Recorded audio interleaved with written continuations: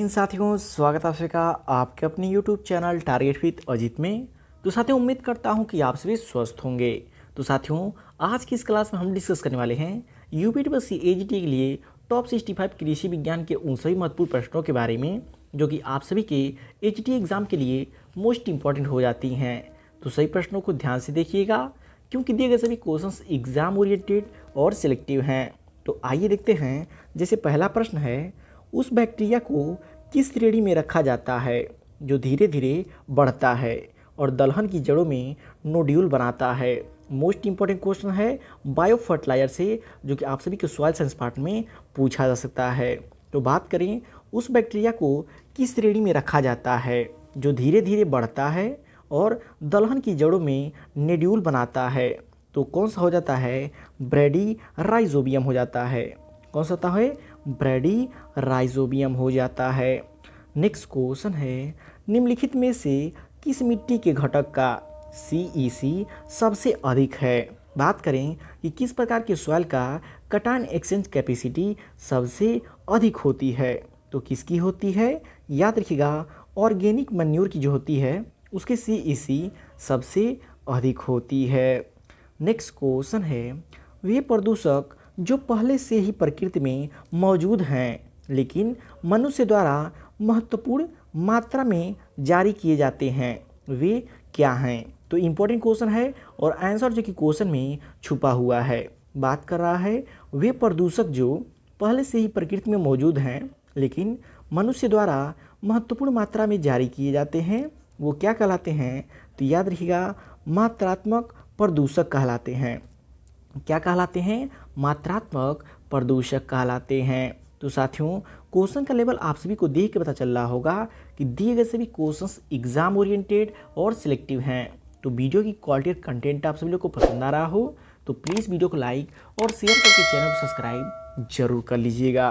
तो आइए देखते हैं। जैसे नेक्स्ट क्वेश्चन है, बछड़े का सींग काटना किस उम्र में किया जाना चाहिए? बात कर रहा है बछड़े के सींग को काटना यानी कि डीहॉर्निंग जो कि किस उम्र में किया जाना चाहिए? तो जब बात करें बछड़े की तो याद रखिएगा 10 से 14 दिन जब पुराना हो जाए तब जो कि करना चाहिए जब बात करें बछड़े की। तो ये क्वेश्चन याद रखिएगा।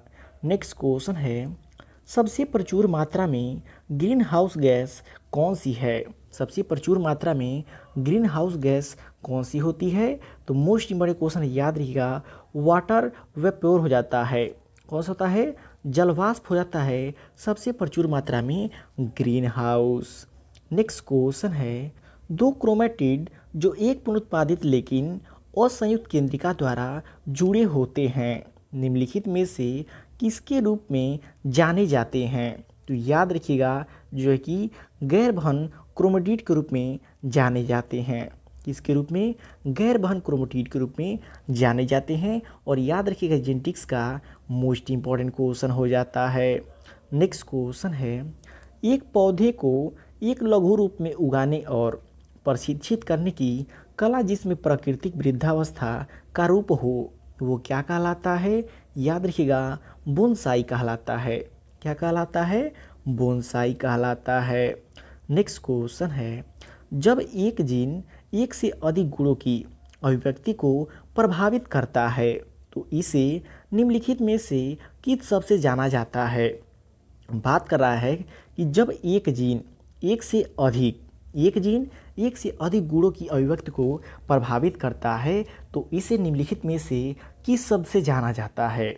तो किस शब्द से जाना जाता है? याद रखिएगा प्लियोट्रॉपी शब्द से जाना जाता है।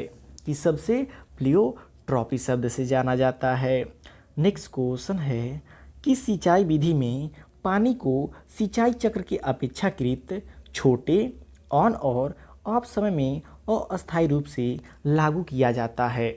मोस्ट इंपॉर्टेंट क्वेश्चन, इसको डबल स्टार मार्क कर लीजिएगा। आप सभी के यूपीटी एग्जाम में पूछा जा सकता है कि किस सिंचाई विधि में पानी को सिंचाई चक्र के अपेक्षाकृत छोटे ऑन और ऑफ समय में अस्थायी रूप से लागू किया जाता है? वो कौन सा होता है? याद रखिएगा जो है कि सर्ज इरिगेशन हो जाता है। कौन सा होता है? सर्ज इरिगेशन हो जाता है। नेक्स्ट क्वेश्चन है, चावल की तुंगरो बीमारी निम्नलिखित में से किस कीट वाहक द्वारा संचारित होती है। मोस्ट इंपॉर्टेंट क्वेश्चन है कि जो चावल में टुंगरू डिजीज होती है वो किस कीट का वाहक होती है। किस कीट का, याद रखिएगा ग्रीन लीफ हापर द्वारा जो कि वाहक होती है।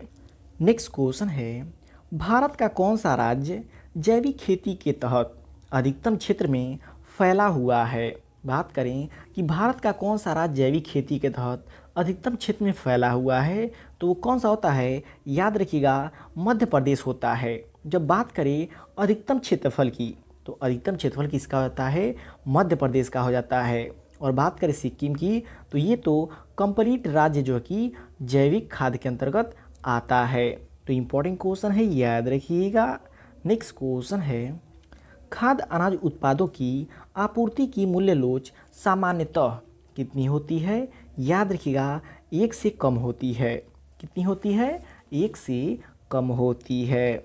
नेक्स्ट क्वेश्चन है, माइकोराइजा से संक्रमित पौधे पोषक तत्वों के अवशोषण की बेहतर क्षमता दिखाते हैं, विशेष रूप से किसमें, याद रखिएगा पोटेशियम में। विशेष रूप से किसमें, पोटेशियम में। नेक्स्ट क्वेश्चन है, मांग का कानून निम्नलिखित आर्थिक सिद्धांतों पर आधारित है। मांग का कानून जो होता है निम्नलिखित में से किस प्रकार के आर्थिक सिद्धांतों पर आधारित होता है। याद रखिएगा घटते सीमांत उपयोगिता का कानून। कौन सा कानून, घटते सीमांत उपयोगिता का कानून हो जाता है। नेक्स्ट क्वेश्चन है, अधिक डिग्री के रिश्ते का मिलन नौ की निकटतम और समानता का परिणाम है, इसे कहा जाता है। क्या कहता है, याद रखिएगा लाइन ब्रीडिंग कहा जाता है। क्या कहता है, लाइन ब्रीडिंग कहा जाता है। नेक्स्ट क्वेश्चन है, यह एक विस्तार शिक्षण विधि है जिसका उपयोग एक समूह को यह दिखाने के लिए किया जाता है कि पूरी तरह से नई प्रथा या पुरानी प्रथा को बेहतर तरीके से कैसे किया जाए। तो देखिए एक्सटेंशन का इम्पोर्टेंट क्वेश्चन है, इसको डबल स्टार मार्क कर लीजिएगा, आप सभी के एग्जाम में देखने को मिल सकता है। तो याद रखिएगा क्या हो जाता है, मेथड डिमॉन्स्ट्रेशन हो जाता है, विधि प्रदर्शन हो जाता है। तो इम्पोर्टेंट क्वेश्चन है, याद रखिएगा। नेक्स्ट क्वेश्चन है, बुद्धिमत्ता की क्षमता या दक्षता को खाली स्थान के उपयोग से मापा जाता है। बुद्धिमत्ता की क्षमता या दक्षता को किसके उपयोग से मापा जाता है, तो याद रखिएगा मीडियन यानी कि माध्यिका के उपयोग से मापा जा सकता है। तो साथियों वीडियो की क्वालिटी या कंटेंट आप सभी को पसंद आ रहा हो तो प्लीज़ वीडियो को लाइक और चैनल को सब्सक्राइब जरूर कर लीजिएगा, क्योंकि मैं डेली आप सभी एजुकेशन स्टूडेंट्स के लिए ऐसे ही रिवीजन क्लास लेकर के आता रहता हूँ।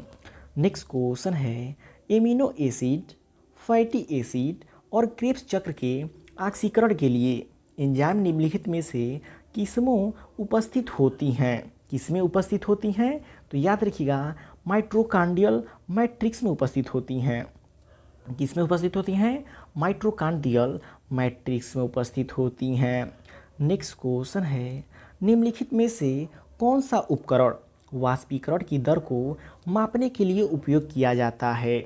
बात करें वाष्पीकरण की दर जो कि किसके उपयोग से मापाता है, याद रखिएगा पोरोमीटर के जो कि उपयोग से मापा जाता है।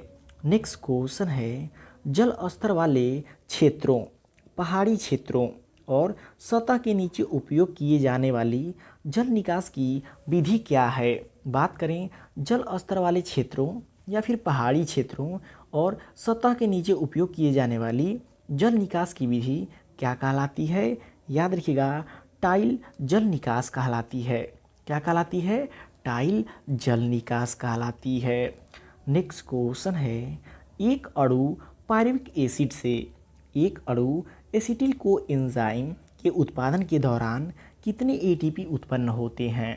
तो याद रखिएगा 3 एटीपी उत्पन्न होते हैं। कितने ओटीपी उत्पन्न होते हैं, 3 एटीपी उत्पन्न होते हैं। नेक्स्ट क्वेश्चन है, भारतीय कृषि अनुसंधान परिषद ICAR स्थित है। भारतीय कृषि अनुसंधान परिषद ICAR कहाँ पे स्थित है, तो याद रखिएगा नई दिल्ली में स्थित है। इसकी स्थापना कब हुई थी, तो 1929 ईस्वी में हुई थी। तो इम्पोर्टेंट क्वेश्चन है, याद रखिएगा। नेक्स्ट क्वेश्चन है, क्यूमिनॉल तत्व पाया जाता है क्यूमिनॉल तत्व जो कि किस में पाया जाता है, तो याद रखिएगा जीरे में पाया जाता है। जो क्यूमिनॉल तत्व होता है जीरे में पाया जाता है और ये क्वेश्चन कई बार के एग्जाम में पूछा जा चुका है। केंद्रीय धान अनुसंधान संस्थान CRRI कहाँ स्थित है? बात करें केंद्रीय धान अनुसंधान संस्थान की तो कहाँ पर स्थित है? कटक उड़ीसा में स्थित है। कहाँ पे स्थित है? कटक उड़ीसा में स्थित है। नेक्स्ट क्वेश्चन है central institute of post harvest engineering and technology स्थित है। Central institute of post harvest engineering and technology कहाँ पे स्थित है? तो इम्पोर्टेंट क्वेश्चन है, याद रखिएगा लुधियाना पंजाब में स्थित है। कहाँ पे स्थित है? लुधियाना पंजाब में स्थित है। नेक्स्ट क्वेश्चन है national institute of agriculture marketing NIAM कहाँ स्थित है? बात करें कि national institute of agriculture marketing कहाँ पे स्थित है, तो याद रखिएगा जयपुर में स्थित है। कहाँ पे स्थित है? जयपुर में स्थित है। नेक्स्ट क्वेश्चन है भारतीय अन्न भंडारण संस्थान स्थित है। भारतीय अन्न भंडारण संस्थान कहाँ पे स्थित है? तो याद रखिएगा हापुड़ यूपी में। तो साथियों AGTA वाले अभ्यर्थियों के लिए ये क्वेश्चन रामबाण क्वेश्चन होता है और एग्ज़ाम में पूछा जा सकता है, तो याद रखिएगा। नेक्स्ट क्वेश्चन है खाद्य प्रसंस्करण से संबंधित क्रांति है। खाद्य प्रसंस्करण से संबंधित क्रांति कौन सी होती है? तो याद रखिएगा ग्रे क्रांति हो जाती है। नेक्स्ट क्वेश्चन है निम्नलिखित में से सहायक फसलों का उदाहरण है। इनमें से सहायक फसलों का उदाहरण कौन सा होता है? तो याद रखिएगा रिजिका व बरसीम में सरसों की फसल उगाना क्या कहलाता है? सहायक फसल हो जाता है। नेक्स्ट क्वेश्चन है मक्का का उत्पत्ति स्थल है। मक्का का उत्पत्ति स्थल कहाँ पे है? तो याद रखिएगा मैक्सिको में हो जाता है। कहाँ पर आता है? मैक्सिको में हो जाता है। नेक्स्ट क्वेश्चन है तिल की फैमिली है। तिल की फैमिली क्या हो जाती है? याद रखिएगा पेडालिएसी हो जाती है। क्या होती है? पेडालिएसी हो जाती है। नेक्स्ट क्वेश्चन है मक्का में प्रोटीन प्रतिशत होती है। मक्का में प्रोटीन प्रतिशत कितनी हो जाती है? तो याद रखिएगा 10% हो जाती है। कितनी हो जाती है? 10% हो जाती है। और बात करें मक्का में जो प्रोटीन पाई जाती है उसका नाम क्या है? तो याद रखिएगा जीन हो जाती है। नेक्स्ट क्वेश्चन है दुर्गामणि किस्म है। दुर्गामणि किसकी किस्म है? तो याद रखिएगा सरसों की किस्म है। कौन? दुर्गामणि। नेक्स्ट क्वेश्चन है लोबिया की उत्पत्ति स्थल है। लोबिया की उत्पत्ति स्थल कहाँ पे है? तो याद रखिएगा अफ्रीका में हो जाती है। कहाँ पर जाती है? अफ्रीका में हो जाती है। नेक्स्ट क्वेश्चन है भारतीय सरसों है। भारतीय सरसों जो कि उसका बॉटनिकल नेम क्या होता है? तो याद रखिएगा ब्रेसिका जुन्सिया। भारतीय सरसों कौन सी होती है? ब्रेसिका जुन्सिया हो जाती है। नेक्स्ट क्वेश्चन है मृदा में कार्बनिक पदार्थ पाया जाता है। बात करें मृदा में जो कि ऑर्गेनिक मैटर कितना पाता है? याद रखिएगा 5% पाया जाता है। मृदा में ऑर्गेनिक मैटर जो कि 5% पाया जाता है। नेक्स्ट क्वेश्चन है रूखड़ी खरपतवार है। रूखड़ी जो कि किसका खरपतवार होता है? याद रखिएगा बाजरे का। किसका खरपतवार हो जाता है? बाजरे का खरपतवार हो जाता है। लास्ट क्वेश्चन है पेडोलॉजी में अध्ययन किया जाता है। पेडोलॉजी के अंतर्गत किसका अध्ययन किया जाता है? तो याद रखिएगा मृदा की प्रकृति अवस्था का, मृदा के वर्गीकरण का, मृदा की उत्पत्ति का, इन सभी का अध्ययन किया था। इसलिए राइट आंसर ऑप्शन डी हो जाएगा उपयुक्त सभी। तो साथियों ये रहे आपके यूपीपीएससी AGTA के टॉप 65 कृषि विज्ञान के वे सभी महत्वपूर्ण प्रश्न जो कि आप सभी के AGTA एग्जाम के लिए मोस्ट इंपॉर्टेंट हो जाती हैं। तो वीडियो आपको कैसा लगा कमेंट करके फीडबैक जरूर दिएगा और वीडियो पसंद आए प्लीज़ वीडियो को लाइक और शेयर करके चैनल सब्सक्राइब जरूर कर लीजिएगा।